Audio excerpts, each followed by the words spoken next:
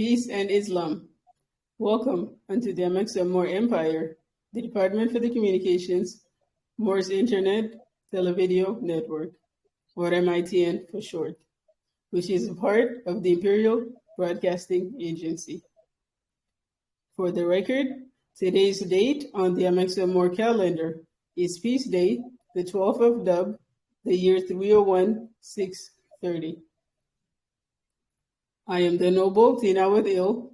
I serve as the lead video broadcast agent, and I shall be your hostess for this video broadcast segment. This is the Amexem-Moor-Empire Perspective, segment 23, entitled The Importance of Having a Railroad Corridor. It is my honor and my privilege once again to welcome back to the segment the Amexem-Moor-Imperial Majesty, His Imperial Majesty, pardon himself, and Enenu El Bey. So peace and love, Your Imperial Majesty, Islam. Peace and light, Islam, Noble Tina. Thank you for having me. Ready to proceed whenever you are. Islam. Yes, so this is segment 23, and it's piggybacking off of segment 22. So previously, we discussed the importance of accurate reporting, and then we went into the establishment of a railroad corridor. So my question for this segment is, why is it important for the Amexem-Moor-Empire to establish a rail corridor in the mother continent, Islam? Peace and light, Islam. All right. The Amexem-Moor Department for the Journey, Travel, and Transport Rail Department, we have a duty, obligation, responsibility to make sure we have logistics that's practical and sensible to carry products and services all across the planet, wherever we have national specifically, though. And when it comes to rail, you have a lot of places on the planet that they have actual rail in place, and they have some fair amounts of infrastructure that's operational. Some of it may need to be upgraded. However, they are there nonetheless. In Sector 4, the Alkinon and the Abzu, rail corridors are insufficient and don't have enough of that happening across the continent for many multitude of reasons.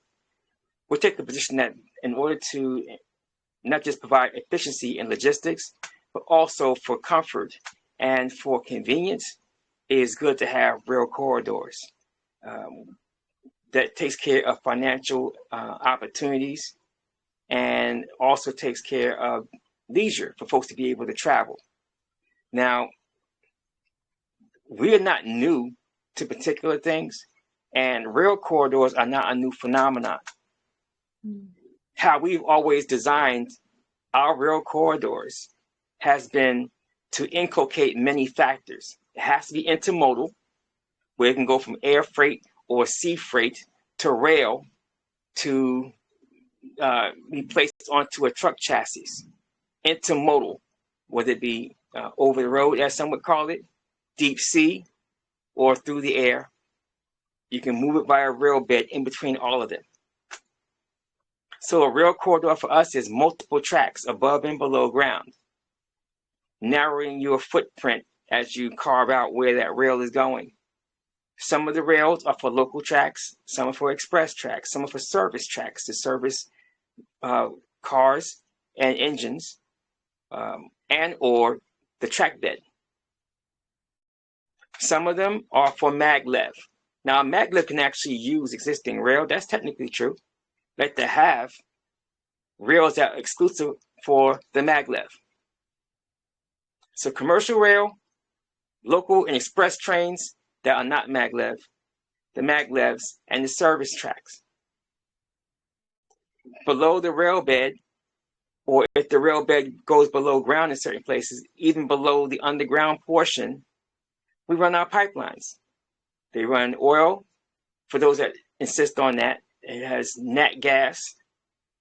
And another particular pipeline, it's got a pipeline that brings in water from the oceans that can be desalinated for those inland areas that may have questionable or insufficient water supplies. And of course, there's additional pipelines that actually run the fiber optics lines for communications purposes to enhance communications options and abilities. That's why we've always designed our rail corridors to function. They're not just about the rail, it's about other components that can save lives and improve the quality of lives. So all those things in the grand scheme of things, I call that logistics for the purpose of comfort, convenience, commerce, and trade for our population. That's this one to answer your question as you asked it. Do you have a follow-on question, Noble Tina? No, I do not have follow-up questions, but if you have any additional details that you'd like to add, we're open to it. Islam. I suppose the biggest thing I would take into account when it comes to rail corridors is not just the soil quality and the strength or the density of that particular soil, what kind of weight can it handle? If you're talking about a train consist of, say, 40 cars, or in some cases they'll say wagons across the ocean, plus the engines that actually pull it or push it, that's a lot of weight. You're talking about a train that could be 1.5 miles long, 1/4 mile long, 1/3 of a mile long. That's a lot of weight. So if the train is sitting in the same spot for a while, does that impact the rail bed? Is the soil strong to support that kind of weight? Where the rail goes, what are the migration paths for the animals in the area? Is there a way that we can produce a bridge over the rail that has where it's we put topsoil on top of that bridge and it can continue to grow roots and be able to grow grasses and small bushes and things of this nature so that the animals can migrate over the rail? Things like this. Or do we go below ground in particular places to not disturb the migration patterns of the animals? The trains rumbling, they're going to feel it through their hooves. Does that frighten them? What does that cause them to do? How does that impact their migration? Things like that I pay attention to and inculcate them into our operations planning for the rail corridors. So it's not anything that is just done arbitrarily. No. This is looked at and thought through. But to imagine, what's going to be the runoff? Does this impact watersheds? If there's leakage of things from a spill, how do we contain that? How do we protect the underground aquifers? How do we protect the local population from anything that's caustic? We look at organic compounds, things that are toxic. If we have to go into investigations of crashes or things of this nature, how does that impact the families in the area where the rail corridor is? How does it impact not just the animals, but the families? How does it impact the horticulture? How does that impact the silvestry? How does that impact any aspects of life? The environmental aspects. How do we make it all sustainable? I take all those things into account. We're looking to do things in a manner that is responsible, not careless capitalism, careful and responsible, enduring capitalism. Collaborative in nature, not looking to compete, we're looking to collaborate with our kith and kindred to do particular things. Most of our kith and kindred, to be honest, don't know how to do particular things. We may have that expertise.